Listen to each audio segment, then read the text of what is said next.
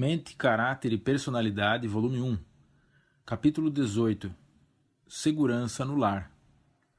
O amor humano deve derivar do amor divino. Só em Cristo é que se pode com segurança entrar para a aliança matrimonial.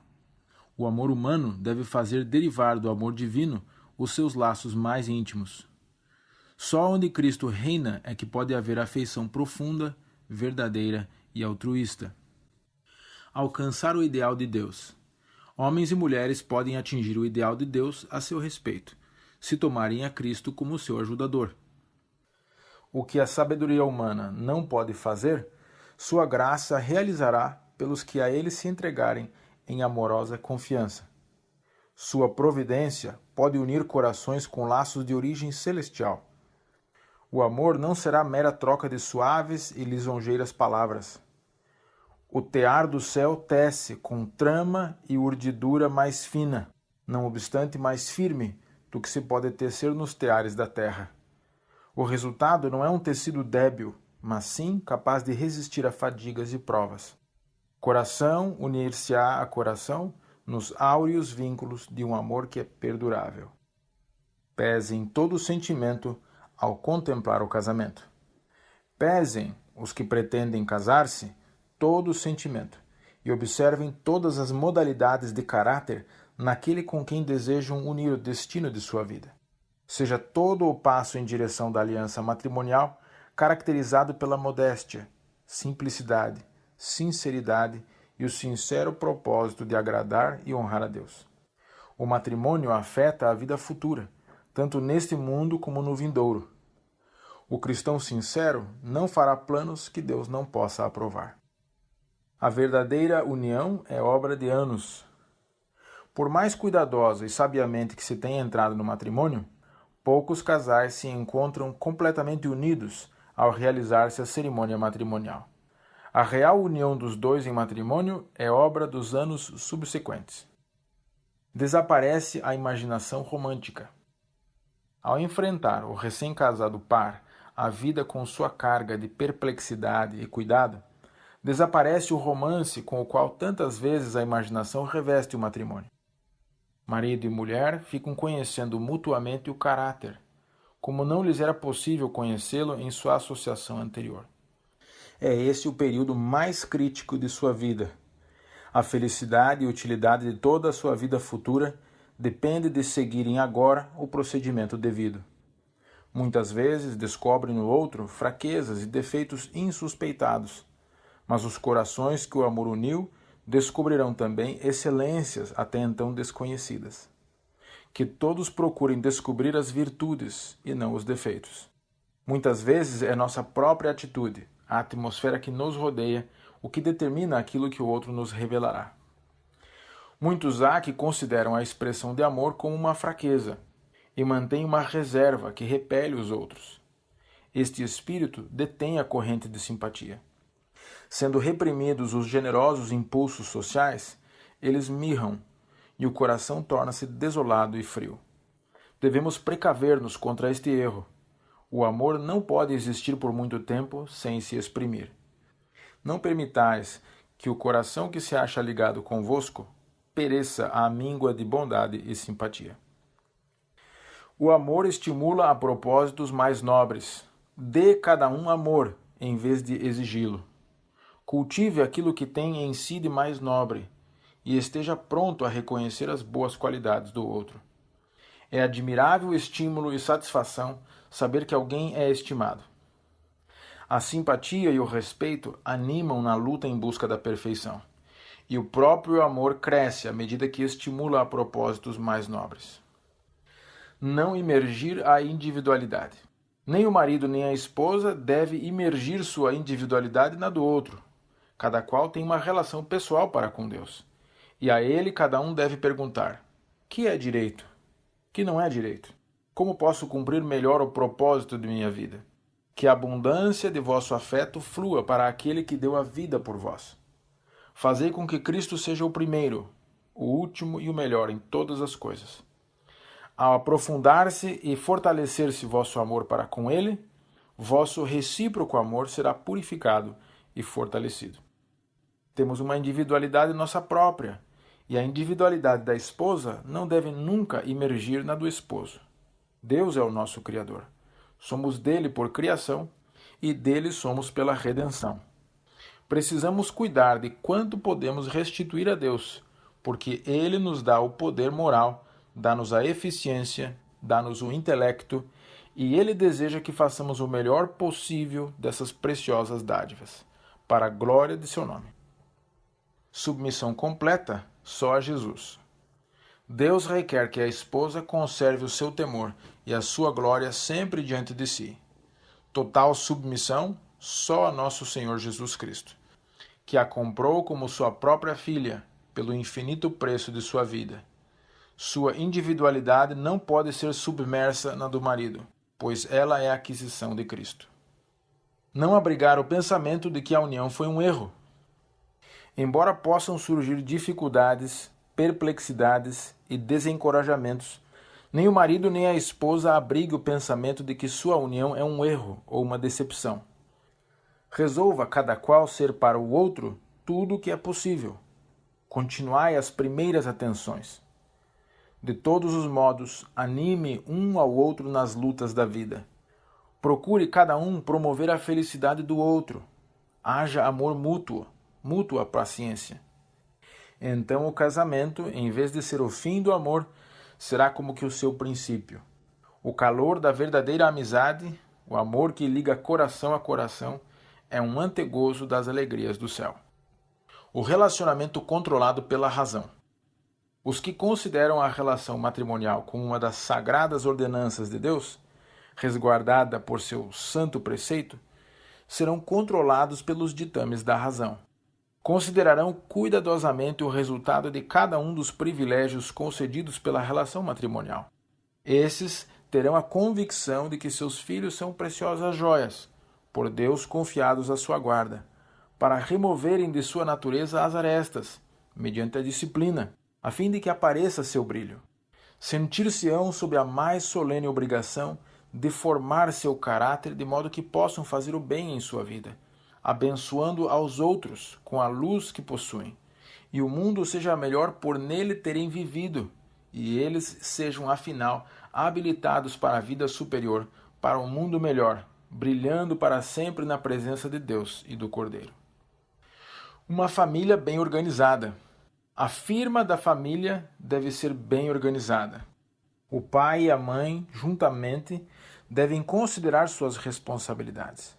Juntos devem trabalhar pelo mais alto bem dos filhos. Não deve haver divergência entre eles. Não devem nunca, na presença dos filhos, criticar mutuamente seus planos, ou pôr em dúvida o juízo do consorte. Se a esposa é inexperiente, deve ela procurar descobrir onde o seu trabalho dificulta a atuação do marido, ao esforçar-se ele pela salvação dos filhos. E o marido deve erguer as mãos da esposa, dando-lhe sábios conselhos e amorável animação. Os pais devem governar-se a si mesmos.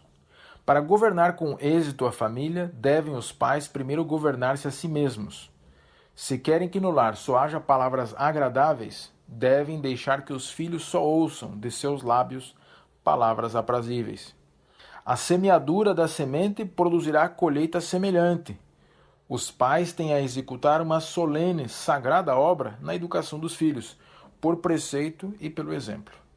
Estão sob obrigação diante de Deus de apresentar-lhe os filhos habilitados para muito cedo na vida receber um inteligente conhecimento acerca do que se acha compreendido em ser seguidor de Jesus Cristo.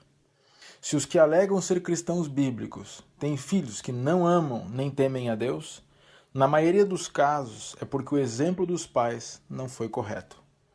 Semearam-se sementes falsas, espúrias, que produziram uma colheita de cardos e espinhos. Palavras e sorrisos amáveis para a família. Não é somente nosso privilégio, mas dever, cultivar a brandura, ter a paz de Cristo no coração e, como pacificadores e seguidores de Cristo, semear preciosa semente que produza uma colheita para a vida eterna. Professos seguidores de Cristo podem possuir muitas qualidades boas e úteis, mas seu caráter é grandemente desfigurado por um temperamento descortês, impaciente, crítico, áspero em julgar. O marido ou a esposa que nutre suspeita e desconfiança suscita dissensões e contendas no lar. Nenhum deles deve guardar suas palavras e sorrisos amáveis para os estranhos apenas, e manifestar irritabilidade no lar, afugentando assim a paz e o contentamento. Evitar linguagem vulgar. Pais e mães, maridos e esposas, rogo-vos que não contemporizeis com pensamentos baixos e linguagem vulgar. Ditos grosseiros, gracejos maliciosos, falta de cortesia na vida doméstica farão impressão sobre vós, e se repetidos frequentemente, tornar-se-ão segunda natureza. O lar é lugar sagrado demais para ser poluído com vulgaridade, sensualidade e recriminações. Há uma testemunha que declara: conheço as tuas obras. Que o amor, a verdade, a bondade e longanimidade sejam as plantas cultivadas no jardim do coração. Nunca manifesteis rudeza ou falta de bondade. Nunca manifestais rudeza, falta de bondade e cortesia no círculo familiar? Se manifestais falta de bondade em vosso lar, não importa quão alta possa ser vossa profissão de fé, estáis quebrando os mandamentos de Deus. Os amigos não devem intrometer-se na vida doméstica. Conselho a um jovem. O círculo doméstico deve ser considerado lugar sagrado, símbolo do céu, espelho para nele nos refletirmos. Amigos e conhecidos que tenhamos não devem intrometer-se na vida doméstica. Deve-se sentir uma forte impressão de propriedade, conferindo uma sensação de sossego, repouso, confiança. Mas sua associação com outras mulheres e meninas tem sido para elas uma fonte de tentação, levando-as a tomar liberdades e transpor as restrições que a relação matrimonial impõe a todo homem e mulher. Você não o percebeu, talvez, mas seu amor às diversões e o espírito que tem animado não impressionou aos outros com a santidade do relacionamento matrimonial. A vida doméstica prática é o grande teste do caráter. Por sua terna consideração no lar, pelo exercício de paciência, bondade e amor, o homem determina o seu caráter. Esposas anseiam por palavras de amor. Muitas mulheres anseiam por palavras de amor e bondade, e das atenções e cortesias comuns que lhes são devidas da parte dos maridos, que as escolheram como companheiras vitalícias. Quanto dissabor e que onda de dor e infelicidade se poupariam se os homens, assim como as mulheres, continuassem a cultivar o respeito, as atenções e as boas palavras de apreço e pequeninos favores que mantinham vivo o amor e que eles sentiam ser necessários para ganhar a companheira de sua escolha. Se tão somente marido e esposa continuassem a cultivar essas atenções que alimentam o amor, seriam felizes na companhia mútua e teriam sobre a família uma influência santificadora. Teriam em si mesmos um pequenino mundo de felicidade e não desejariam sair desse ambiente em busca de novas atrações e novos objetos de amor. Muita esposa já enfermou e morreu prematuramente pela falta de animadoras palavras de simpatia e amor, traduzidas em bondosas atenções e em palavras. O marido pode cerrar a porta à doença. Deve o marido manifestar grande interesse em sua família. Deve especialmente ser muito terno quanto aos sentimentos de uma esposa débil. Ele pode cerrar a porta de muitas doenças. Palavras bondosas, prazenteiras e animadoras se demonstrarão muito mais eficazes do que os mais benéficos remédios. Elas trarão ânimo ao coração abatido e desanimado, e a felicidade e a alegria trazidos à família por atos de bondade e palavras encorajadoras recompensam 10 vezes o esforço. Deve o marido lembrar-se de que grande parte do encargo de educar seus filhos recai sobre a mãe, que ela tem muito que ver com a formação de seu espírito. Isso deve chamar a exercício seus mais ternos sentimentos, e cuidadosamente deve ele aliviar-lhe a carga. Deve animá-la a apoiar-se em suas amplas afeições e dirigir-lhe a mente para o céu, onde há força e paz, e afinal o repouso para o cansado.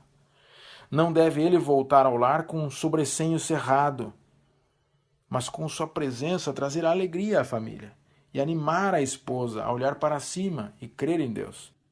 Unidos, podem eles reclamar as promessas de Deus e trazer para a família suas ricas bênçãos.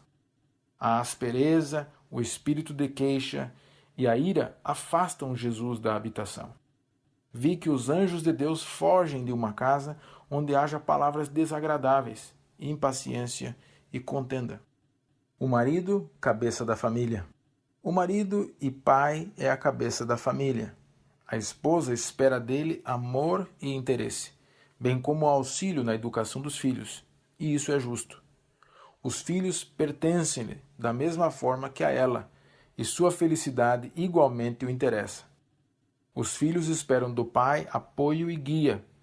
Cumpre-lhe ter justa concepção da vida e das influências e associações que devem rodear a família. Ele deve ser regido, acima de tudo, pelo amor e temor de Deus e pelos ensinos de sua palavra, a fim de que lhe possa ser possível guiar os pés dos filhos no caminho reto. A esposa, uma auxiliadora do marido. O próprio Deus deu a Adão uma companheira, proveu-lhe uma auxiliadora, ajudadora que lhe correspondesse, a qual estava em condições de ser sua companheira e que poderia ser um com ele, em amor e simpatia. Eva foi criada de uma costela tirada do lado de Adão, significando que não o deveria dominar, como a cabeça, nem ser pisada sob os pés como se fosse inferior, mas estar ao seu lado como seu igual, e ser amada e protegida por ele. Como parte do homem, osso dos seus ossos e carne de sua carne, era ela o seu segundo eu, mostrando isso a íntima união e apego afetivo que deve existir nesta relação. Como criar paz no círculo familiar? Quando o marido tem a nobreza de caráter, a pureza de coração, a elevação de espírito que deve possuir todo verdadeiro cristão, isso será manifesto na relação matrimonial. Ele procurará conservar a esposa com boa saúde e ânimo, esforçar-se-á por falar palavras de conforto, criar uma atmosfera de paz no círculo familiar. Devem os maridos estudar o padrão e procurar o que significa, pelo símbolo representado em Efésios, a relação de Cristo para com a igreja. O marido deve ser como um salvador em sua família. Mantém-se ele na nobre varolinidade que Deus lhe deu, sempre procurando exaltar a esposa e os filhos? Cria em torno de si uma atmosfera pura e suave? Se não deseja cultivar tão assiduamente o amor de Jesus, tornando-o um princípio permanente em sua vida, como gostaria de firmar sua pretensão de autoridade? Exercer autoridade com humildade. Não é evidência de varolinidade demorar-se o esposo constantemente no fato de ser a cabeça da família. Não se lhe acrescenta respeito ser ouvido a citar as Escrituras, a fim de sustentar seus reclamos de autoridade. Ele não se faz mais varonil por exigir da esposa, a mãe de seus filhos, que aceite os seus planos como se fossem infalíveis. O Senhor pôs o esposo como cabeça da esposa para ser seu protetor. Ele é o laço de união da família, unindo os membros entre si, da mesma forma como Cristo é a cabeça da igreja e o salvador do corpo místico. Que cada esposo que sustenta amar a Deus estude cuidadosamente os reclamos de Deus no que respeita à sua posição. A autoridade de Cristo é exercida com sabedoria, com toda a bondade e mansidão. Assim exerça o esposo seu poder e imite a grande cabeça da igreja. Ajude a esposa de bom grado, o marido a manter dignidade. Foi-me também mostrado que há muitas vezes uma grande falha por parte da esposa. Ela não envida decididos esforços para controlar seu próprio espírito e tornar feliz o lar. Há muitas vezes irritabilidade e desnecessárias queixas da parte dela. O marido volta para casa de seu trabalho, cansado e perplexo, e depara um sobrecenho cerrado, em vez de palavras animosas e encorajadoras. Ele não é mais do que humano, e suas afeições se afastam da esposa. Ele perde o amor ao lar, sua vereda se ensombra, e destrói-se-lhe o ânimo. Ele desiste do respeito próprio e daquela dignidade que Deus requer que ele mantenha. O marido é a cabeça da família, como Cristo é a cabeça da igreja. E qualquer procedimento que a esposa possa seguir para lhe diminuir a influência e levá-lo a descer dessa dignificada e responsável posição, desagrada a Deus. É dever da esposa ceder seus desejos e vontade aos do marido. Ambos devem estar dispostos a ceder. Mas a palavra de Deus dá preferência ao juízo do marido. E não depõe contra a dignidade da esposa, ceder em favor daquele que ela escolheu para ser seu conselheiro, seu consultor e protetor. O marido deve manter sua posição na família com toda a mansidão, todavia, decididamente. O homem ser sociável. Entre todas as criaturas que Deus fez sobre a terra, não havia uma igual ao homem. E disse Deus: não é bom que o homem esteja só. Far-lhe-ei uma auxiliadora que lhe seja idônea. O homem não foi feito para habitar na solidão. Ele deveria ser um ente social. Sem companhia, as belas cenas e deleitosas ocupações do Éden teriam deixado de proporcionar perfeita felicidade. Mesmo a comunhão com os anjos não poderia satisfazer seu desejo de simpatia e companhia. Ninguém havia da mesma natureza para amar e ser amado.